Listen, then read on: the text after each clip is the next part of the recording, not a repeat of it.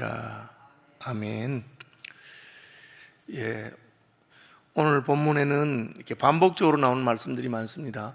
반복적으로 나온다는 것은 강조한다는 것이죠. 한 번만 말하지 않고 두 번, 세 번, 네 번 반복해서 말하니까 잘 들어라 하는 것입니다. 첫째는 만군의 여호와께서 이와 같이 말씀하시니라. 여호와의 말씀이니라. 여호와의 말씀이니라 하는 것이 세 번 나옵니다. 이 말은 하나님이 하신 말씀이다. 내 말이 아니고 만군의 여호와의 말씀이다. 그렇게 말합니다. 그것은 무엇을 말합니까? 반드시 이루어진다. 하나님이 말씀하셨으니까 이루어진다. 저 여러 번 설명드렸는데 하나님이 말씀하시니까 이루어진다는 것은 하나님이 미래에 일어날 일을 알아서 예측했다는 뜻이 아닙니다. 하나님께서 그렇게 하시겠다는 자신의 의지를 말한 것입니다. 하나님께서 그렇게 하시려고 작정한 것을 우리에게 알려준 것입니다. 하나님의 의지이지요. 하나님 말씀은 하나님의 의지를 담고 있습니다. 그래서 말씀하신 대로 되는 것입니다. 빛이 있으라. 하나님 그렇게 말씀하시면 그래서 하나님의 의지를 보여줍니다. 하나님은 그렇게 말씀하시고 자신의 능력으로 빛을 창조하시는 것입니다. 이것을 성경은 언약이라 그렇게 하고요. 확실하다. 하나님 말씀하신 것을 믿을 만하다. 이제 조금 옛날 단어로는 미쁘다. 이 말은 신실하다. 왜? 하나님이 말씀했으니까 믿을 수 있는 것이죠. 우리가 그 말을 믿을 수 있는 분들을 이야기할 때 팥으로 매주를 선다 해도 믿겠다. 그 사람 말은 믿겠다. 반대로 믿을 수 없는 말은 콩으로 매주를 선다 해도 못 믿는다. 그렇게 말하는 것처럼 하나님 말씀은 우리가 생각할 때 조금 이상하다. 이게 될 수 있을까? 가능할까? 그래도 믿을 수 있습니다. 왜? 하나님의 의지가 개입하셔서 불가능한 일을 가능하게 하시고 홍해로 들어가거라. 그럼 들어가면 어떻게 됩니까? 하나님 말씀하셨으니까 홍해가 갈라지는 역사가 있는 것입니다. 이걸 경험하고 나면 우리의 믿음이 성장합니다. 안 되는 것 같은데 내가 생각할 때는 불가능해 보이는데 왜 하나님은 자꾸 하라고 하실까? 그래서 말씀들 해봤더니만 불가능해 보인다는 것이 내 생각이고 내 판단이고 내 경험이었지 하나님께는 능치 못한 것이 없구나. 그렇게 깨닫게 되는 것입니다. 그래서 하나님은 천지도 말씀으로 창조하셨다. 그렇게 하십니다. 왜? 하나님은 말씀하신 그대로 하기 때문에 천지도 말씀으로 창조하셨기 때문에 그 능하신 하나님이 다시 말씀으로 내가 너희를 구원하겠다. 그렇게 하신 것입니다. 우리가 어떻게 예수 믿어서 구원받는 것을 압니까? 하나님의 약속의 말씀을 붙들고 있기 때문에 그렇습니다. 하나님이 누구든지 예수 믿으면 구원하겠다. 그렇게 말씀하셨기 때문에 우리는 하나님이 구원하시는 것입니다. 우리 예수 믿는 그 행위 자체가 무슨 능력이 있거나 그것이 무슨 우리의 무슨 영적인 것을 하는 것 아닙니다. 하나님이 그렇게 말씀하신 것입니다. 뭐라고 말씀하십니까? 하나님께서는 심판에 관한 말씀하시는데 그 다음에 많이 나오는 말이 칼이라고 하는 칼. 35절에 칼이 갈대아인의 위에와 36절에 칼이 자랑하는 자의 위에 떨어지리니 칼이 용사 위에 떨어지리니 37절에 칼이 그들의 말과 병거들과 그들 중에 있는 여러 민족 위에 떨어지리니 칼이 보물 위에 떨어지리니 5번 나옵니다. 칼은 무엇을 말합니까? 하나님의 심판을 말하죠. 하나님께서 말씀하시는데 내가 심판하겠다. 누구를? 바벨론을 심판하겠다. 바벨론은 자신들이 하나님의 심판의 도구가 되었습니다. 하나님의 심판의 도구가 되어서 다른 나라들을 다 심판했죠. 자기는 괜찮을 줄 생각했습니다. 아니다. 내가 너희를 도구로 삼아서 다른 나라를 심판했던 똑같은 기준으로 너희도 심판할 것이다. 그러니까 성경에는 선생이 되지 말아라. 목사 되려고 하지 말아라. 왜? 목사가 돼서 늘 말씀을 가지고 하나님의 심판에 대해서 하나님의 기준에 대해서 말해놓고 자기는 그 기준대로 안 살면 하나님이 더 엄하게 선생된 너에게 더 엄한 심판이 있을 것이다. 그렇게 말씀하시니까 두려운 것이죠. 바벨론은 하나님의 손에 붙들려서 다른 나라들을 다 심판하는 심판의 도구가 되었습니다. 그럼 어떻게 됩니까? 조심해야 되죠. 나도 저렇게 되지 않도록. 예수 믿는 사람들도 마찬가지입니다. 예수 믿는 사람들이 예수 믿으면 이 도덕적인 이게 기준이 높아지고 또 밝아지니까 무엇이 죄인지 무엇이 죄가 아닌지에 대해서 판단하게 됩니다. 잘못하면 다른 사람들만 판단하고 자기는 괜찮은 걸로 착각하면 안 됩니다. 남을 판단하는 그 판단으로 너희가 판단받을 것이다. 하나님께서는 바벨론에게도 칼이 임할 것을 말씀하셨습니다. 바벨론은 하나님의 심판을 행하면서도 하나님 앞에 경건하고 두려운 마음으로, 겸손한 마음으로 하지 아니하고 교만하고, 하나님의 심판의 도구로 서 있으면서도 다른 신들을 많이 섬겼습니다. 그렇죠? 38절입니다.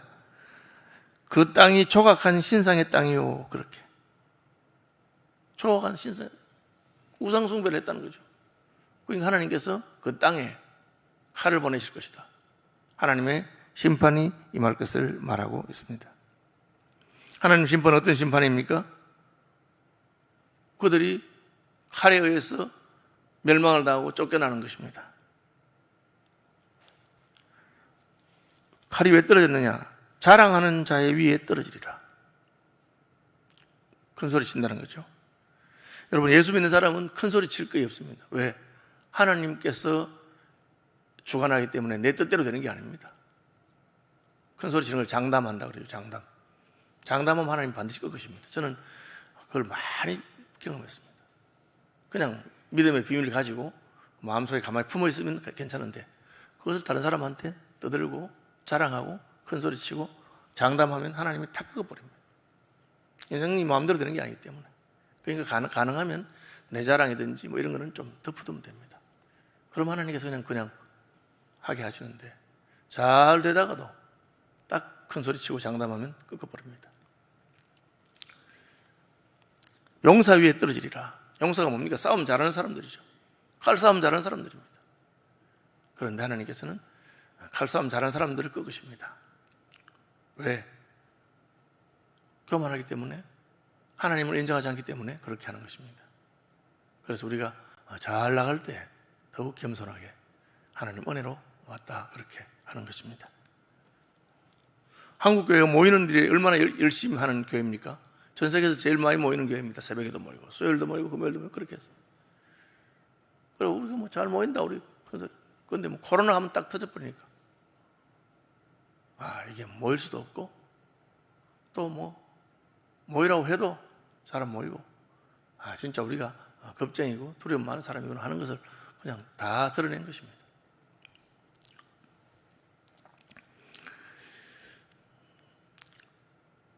그 다음에 하나님께서 말씀하신 것입니다. 이스라엘 자손과 유다 자손이 함께 학대를 받는도다. 바벨론이 포로로 잡혀갔으니까 이스라엘은 아수르에, 유다는 바벨론의 포로로 잡혀갔습니다. 학대를 받죠. 왜? 전쟁에 졌으니까, 포로로 잡혀갔으니까. 하나님 말씀은 아수르든지 바벨론이든지 뭐 하나님의 심판을 당했습니다. 이스라엘은 먼저 갔고 유다는 나중 갔습니다. 결과는 마찬가지입니다. 좀 일찍 심판 받으나 늦게 받으나 하나님 앞에 잘못한 것 때문에 받는 형벌은 같아요. 전쟁에 패전한 자는 포로로 잡혀가고 학대를 받는 것입니다. 진 자는 이긴 자의 종이 되는 것이죠. 그들을 사로잡은 자는 다 그들을 붙들고 놓아주지 않는다. 이게 뭡니까? 현실이죠. 전쟁에 이긴 자가 전쟁에 진 포로들에 대해서 긍휼을 베푸겠습니까? 베풀지 않습니다. 진다는 것은 굉장히 비참한 거예요. 우리나라도 지금 남북이 대치 중이고 휴전 중이고 언제 전쟁이 날지 몰라요. 굉장히 두려운 거예요. 만약 북한이 서울을 정복했다, 끝날 거예요. 목사들 먼저 끝날 거고 다 끝날 거예요. 이긴 자는 그렇게 하는 것입니다. 이스라엘 자기 힘으로 벗어날 수 없어요.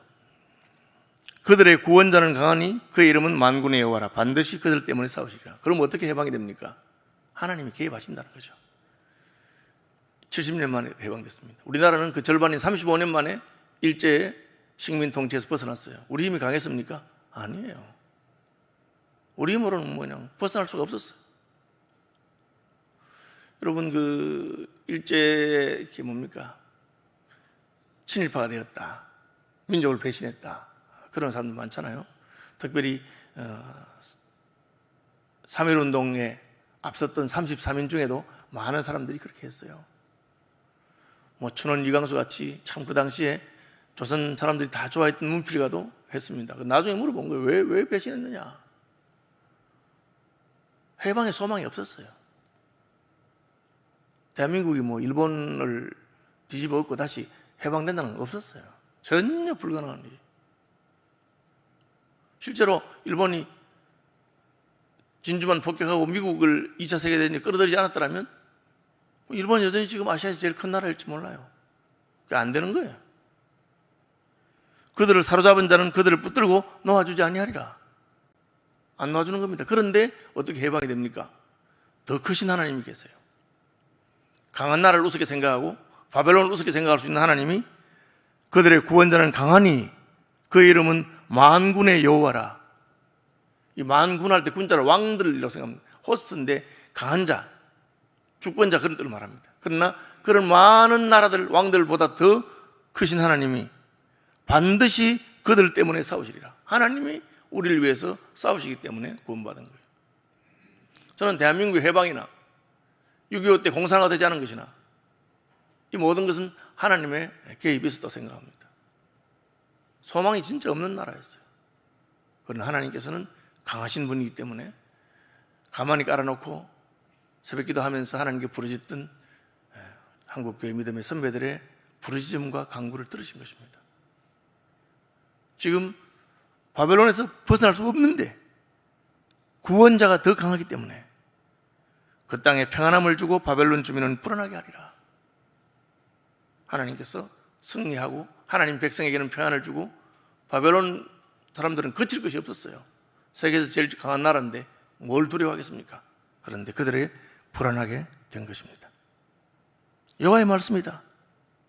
그리고 칼이 바벨론에 떨어질 것이다.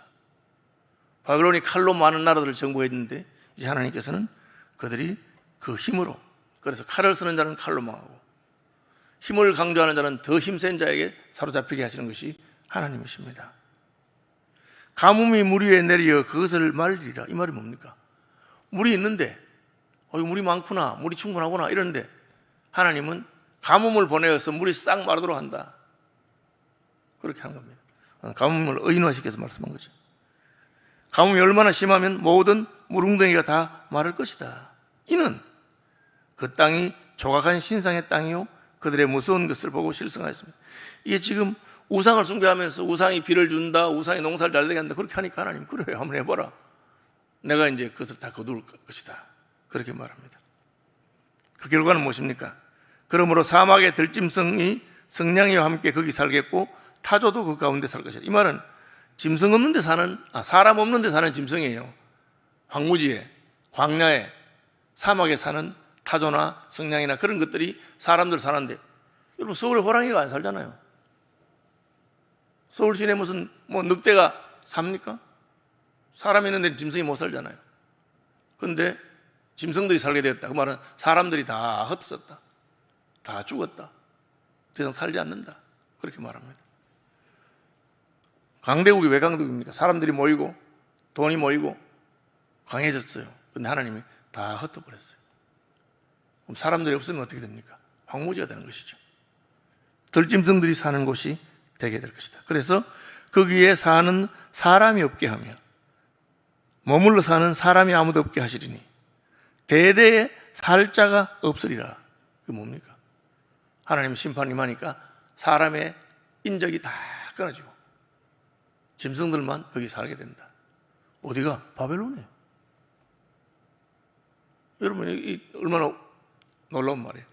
지금 세계에서 사람이 가장 많은 데가 어디입니까? 중국이나 인도 같은 데인데 하나님이 내가 중국을 쳐서 중국 대륙에 사람이 없게 만들겠다. 인도는 반대륙을 하죠. 인도 서브컨티넨탈, 인도 반대륙에도 사람이 없게 하겠다. 왜? 그것이 하나님의 심판이기 때문에. 그러면 끝난 겁니다. 살 자가 없으면. 예루살렘이 황폐하게 되었습니다.